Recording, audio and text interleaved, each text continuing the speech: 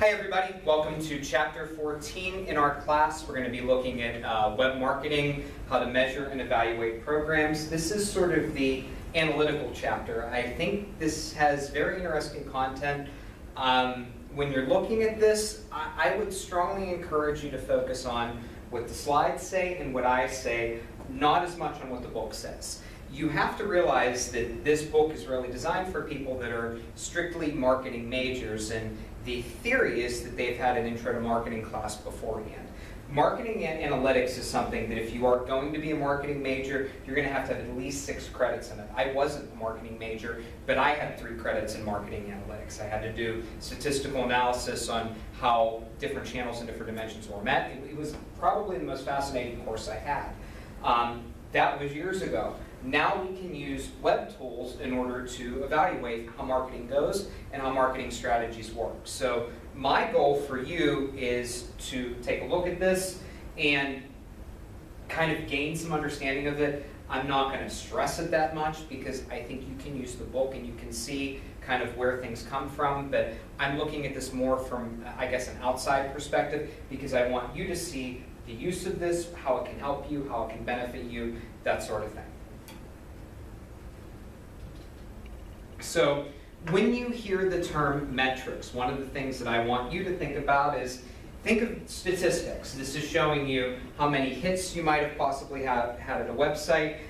The data that's available, and most of the time it's quantitative, meaning how many clicks did your site get, how many ads are visible, that kind of thing.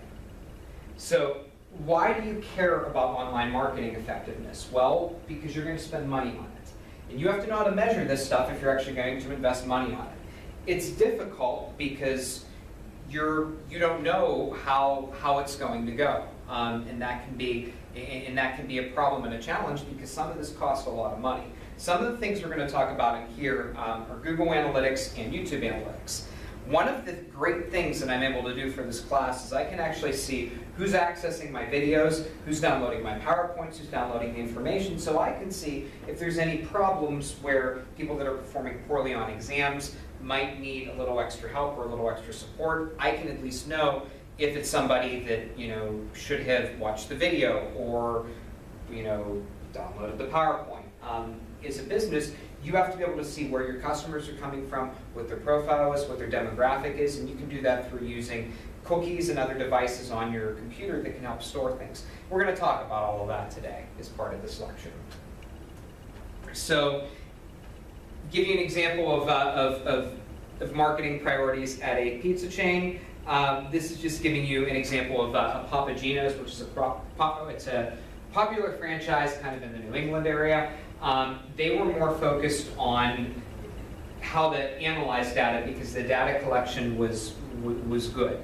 So they wanted to find out what they could do to improve customer service and also ways that they could improve promotions management and loyalty and online orders. And they did it by using and collecting data. So I thought that was effective and I thought it was worth looking at.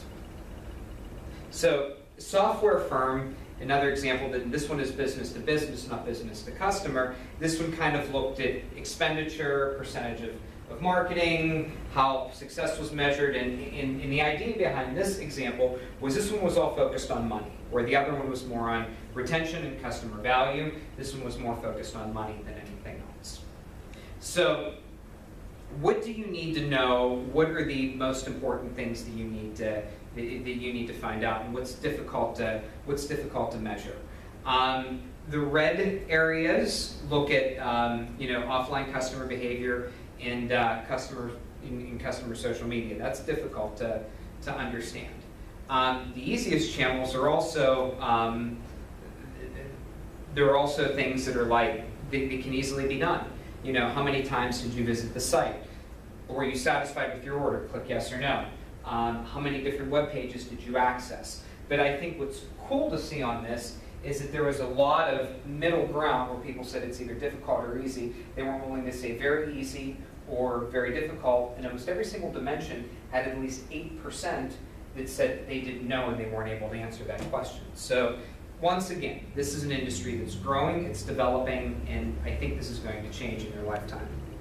So most people are confident that they are that they're using the right metrics in some form.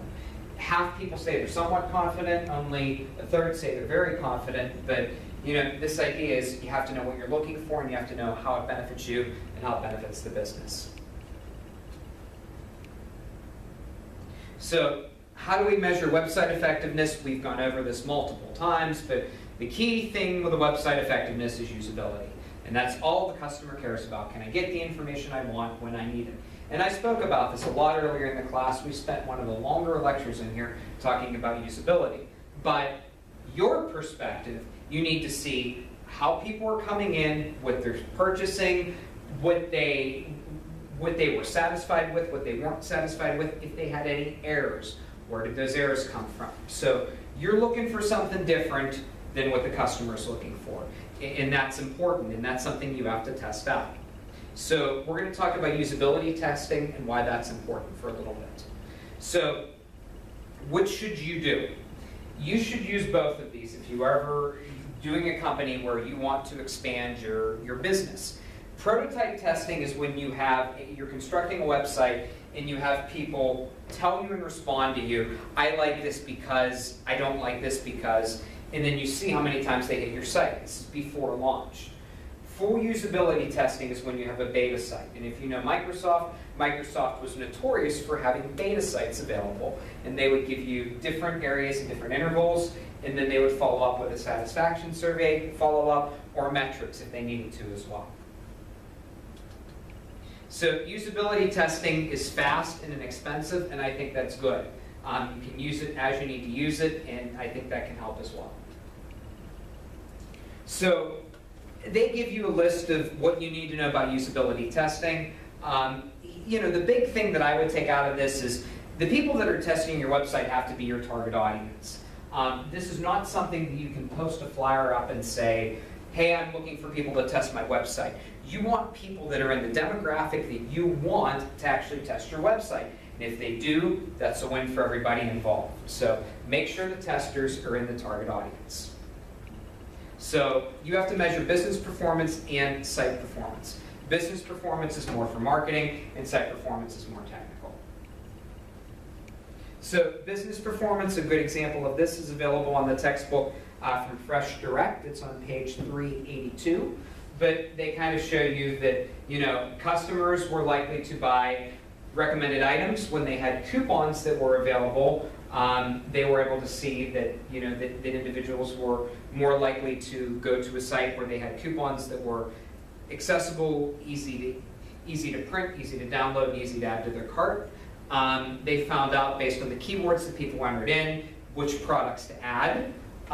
They found out what people put in their carts before they abandoned it, and then they tried a mobile app as well. So this was a business that really grew and developed based on their metrics. So from the technical perspective, if you want to look at this, like I said, this might be a little bit more of the technical and analytical stuff. This is on page 384, but this kind of gives you an example of a sample web page performance report. This is for Alert Site. It's a website monitoring performance reporting site, but this is more analytical to see kind of where people were going, what pictures are downloading, did it work, did it not work, was it the first thing that was downloading, did it redirect somewhere, and that's more technical. You're going to be more worried about the marketing perspective. So hit counters. Give you an example of a relatively easy hit counter that you can use. Stat counter is one. You can use Google for your analytics as well. If you're doing a video on YouTube, you can use YouTube for analytics as well. Or you can just put a hit counter on your page, which some of you probably have considered doing for your blogs, and that's certainly acceptable. So one of the things that I think is interesting is that there are service requests that show you what's recorded on the server. Where was the IP address? What was the computer? What date and time? Where did they get referred from? Who was the browser? What was the operating system? This is important. I mean, if you know that people are browsing your site at 2 and 3 in the morning, and that's when they want your product, then offer an incentive at that time. Reward them for being up and reward them for being active. So consider that.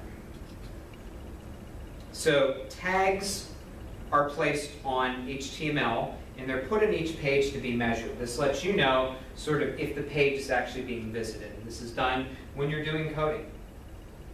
So what can you get from tagging a website? You can find the refer, you can find the browser, you can find the geographic data, day of the week, time zone, number of visitors, views, visits, time online, viewing time, that sort of thing, and that's all certainly available to you as well.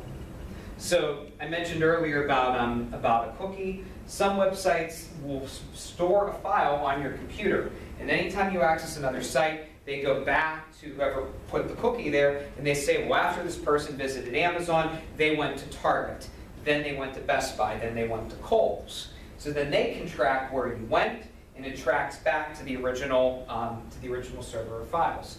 You have to have permission to leave cookies on a site, and most of the time, they'll say, will you enable cookies?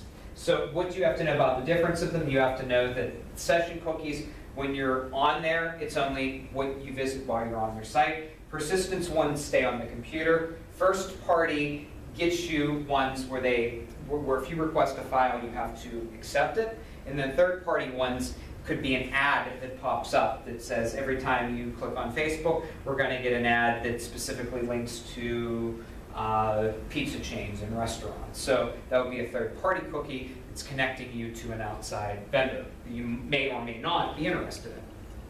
So we give you an example of how cookies work together. You can certainly read this on your own. This is a little more analytical. It's on page 388 of the textbook.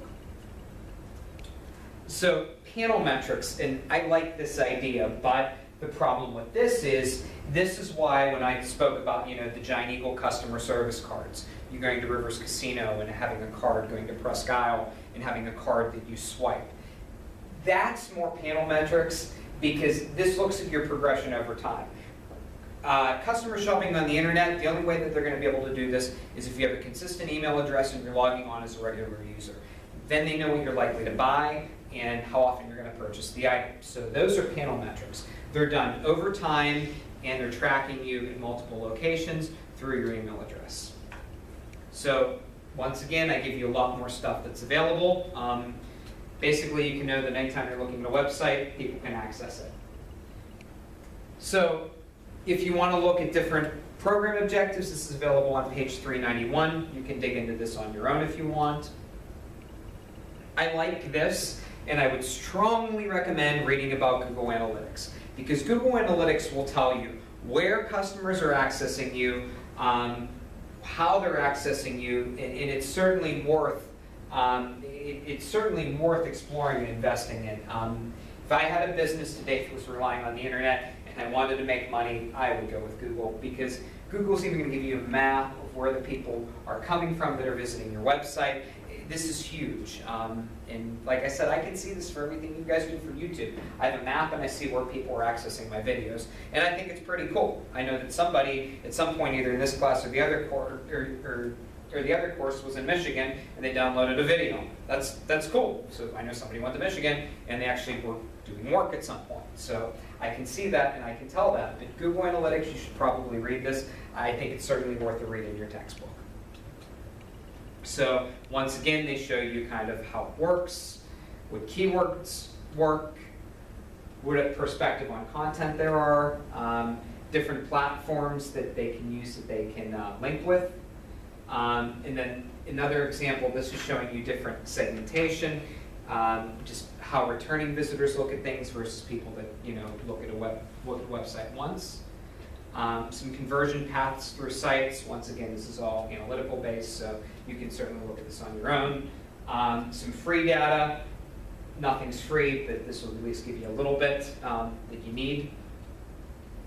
Different performance indicators, more analytics, and then some information on metrics. So I think this is kind of interesting.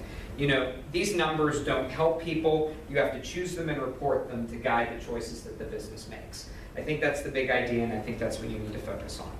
So newer internet platforms, social media metrics, they're still developing. Same with mobile metrics.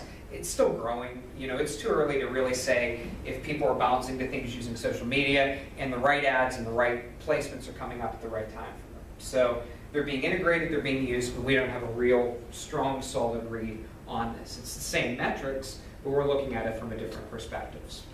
So a lot of people don't have confidence in what metrics can do, but I really think it's a difference of understanding. Because think about this, if you're going into marketing, most people that go into marketing like talking, they like speaking, they like writing, they like designing things. Or somebody who's more statistical or quantitative based, they're going to want to go into accounting or actuarial science or finance. So you're basically taking those components, the statistical components, and you're putting it into an artsy major. So obviously people in marketing aren't going to have confidence in metrics, but it's something that if you have an interest in this, there's plenty of job opportunities for you and you're going to make a lot of money. So it's something to consider. So we give you some of the problems that people have with online marketing. You're welcome to look at this. This is available in your textbook on page 404. And that's it. Summary of this data. The key thing that you have to know is that all the customer cares about is how well the site works. You deserve better information than that. You want to be able to have your metrics and know what specifically they're recording and what the point of it is, and you want to make sure that the reports reflect it. So that's it for this lecture. Thank you very much. If you need anything else, let me know.